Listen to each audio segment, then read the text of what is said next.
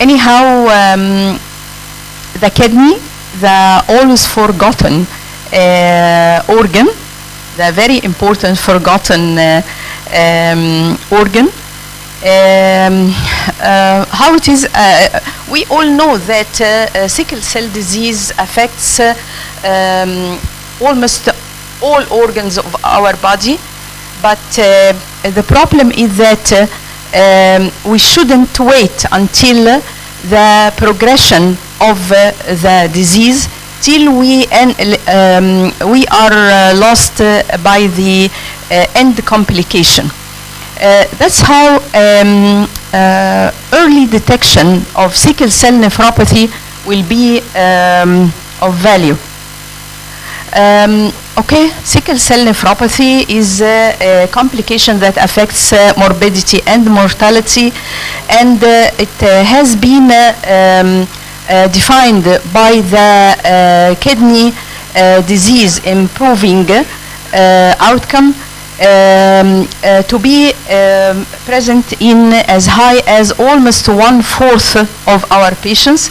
These are the risk factors for sickle cell nephropathy: age, chronic hemolysis, severe anemia, priapism, hyperuricemia, and so on, even the parvovirus B19 infection.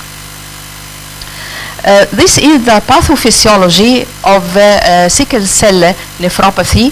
We know that the renal medulla is a very good environment for sickling of the RBCs, which will result in chronic recurrent ischemia, reperfusion, and then simultaneous hypo and hyperperfusion. Also, we all know that in sickle cell disease, the blood flow to the kidneys is increased, which will result in increased renal growth even detected in early infancy. Besides this, the chronic hemolysis of sickle cell disease, as mentioned before, will result in decrease in endothelial nitric oxide, and the iron deposition will result in renal fibrosis. Add to this the increased endothelin 1, which will result in excessive vasoconstriction. Then, since sickle cell nephropathy is actually a vasculopathy, as Professor Ghamraoui said, it is either due to vascular stress or the perfusion paradox. The vascular stress will result through cyclic vasoconstriction, and ischemic reperfusion will result in recurrent acute kidney injury. On the other hand, the perfusion paradox will result in either hyperperfusion or hypo. In the hyperperfusion part, there will be hyperfiltration, which will result in renal hypertrophy and proximal tubular dysfunction or hyperfunction, resulting in the proteinuria, very well documented in sickle cell disease, and which can end by chronic kidney disease. On the other hand, the hypoperfusion will affect the distal tubular dysfunction, resulting in hematuria and distal renal tubular acidosis and concentrating defect, which will end also by chronic kidney disease. So I am between recurrent acute kidney injury and chronic kidney disease.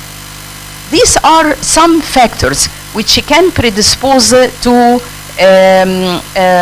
progression of chronic kidney disease to end stage renal disease.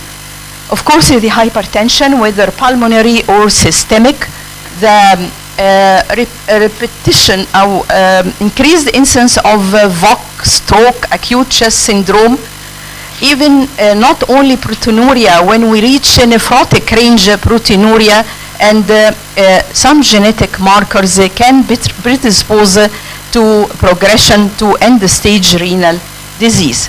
However, on the other hand, these are protective factors, as co-inheritance of alpha thalassemia and the higher level of hemoglobin F. Then, coming direct to the management of sickle cell nephropathy. Okay, the current management of sickle nephropathy recurrence on the early use of hydroxyurea, the control of albuminuria, the use of angiotensin converting enzyme inhibitor, and so on. But really, the key management of sickle cell nephropathy is to early detect and monitor this disorder, not to wait until we already progressed to chronic kidney disease. So how we are going to, since a very long time, the kidney disease improving global outcome made this, I like this figure very much, because we all know that the severer the albuminuria will result in worse prognosis of kidney disease. And also we all know that the decrease in glomerular filtration rate will worsen the prognosis of kidney disease. But according to this figure, the progression of albuminuria with decrease of glomerular filtration rate, it will lead us to the red boxes, which have a very high risk of end-stage renal disease. We all know that novel renal biomarkers are available and repeatedly studied. Okay, these renal biomarkers, okay, a lot of renal biomarkers, they are not all. I try to choose some of them which proved really that they can early detect the renal disorder. Some of them are urine examined, some are blood like the cystatin C, and so on. However, these novel biomarkers, they are not indicative of all renal affection. They are specific, some of them are specific for the glomerular filtration and proximal tubular disorder, some for glomerular injury only, some for proximal tubule, for a distal tubule, and so on. And to be honest, do we screen these biomarkers? We believe that yes, these biomarkers are really very beneficial. They are very beneficial, and they early detect renal affection. But in our regular follow-up of our patients, when we are following our patients in all our universities, do we do all these biomarkers to be sure that that our patient has no renal affection? To be honest, no. These biomarkers are studied in clinical studies. Okay? Then what about the renal Doppler sonography? The renal Doppler sonography, as assessed by the American College of Radiology rates it as the first line imaging technique for renal vasculature. Okay? And as it is a real-time assessment of blood flow. These are the advantages of the renal Doppler sonography, though it is it's really operator dependent.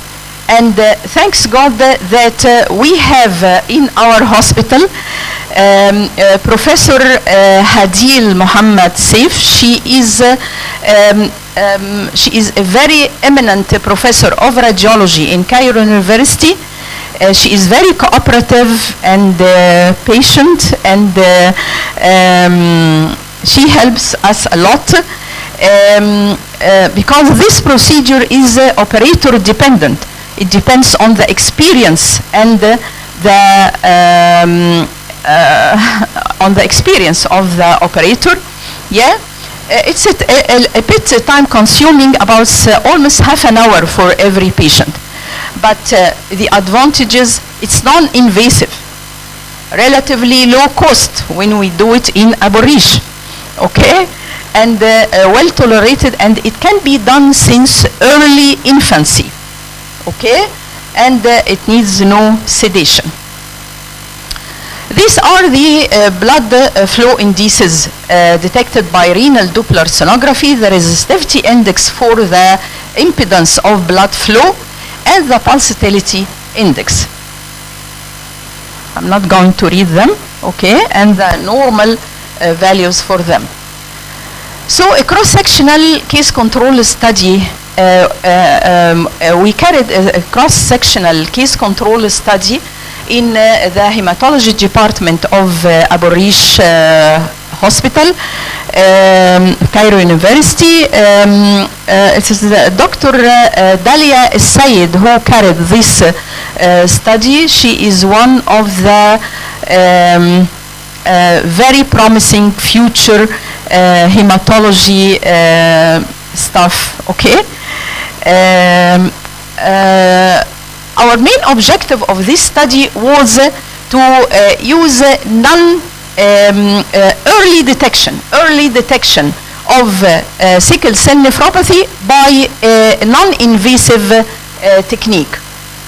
The secondary objectives was to correlate, of course, our findings to different disease parameters and illustrate the sensitivity. The pulsatility index showed a sensitivity of 95.6%, which is a very, then the pulsatility index is really very sensitive for detection of renal affection,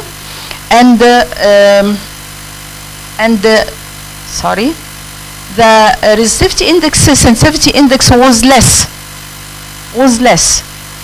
but still it's 88.9, almost 90%.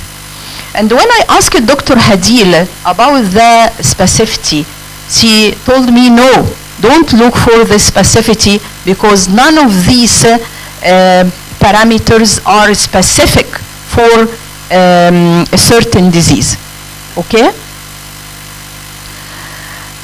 When we correlated these Doppler parameters with the urinary, it was the pulsatility index, which is sensitive in more than 95%, was statistically sensitive with urinary chem and urinary nephrin. And again, it was negatively correlated to the frequency of VOC. A multivariate regression analysis shows that the age of the patient, the reticulocytic count, the LDH, the AC ratio. 2 minutes, okay. I reached the conclusion. Sickle cell disease, sickle cell nephropathy is not a rare complication. And we should look for it before progression to end-stage renal disease. And the Doppler sonography is really very variable and can be used as an early screening method for sickle cell nephropathy. And please, why when we are following our sickle cell disease patients, we do annual or even sub-annual TCD to all of them. We do annual echocardiography.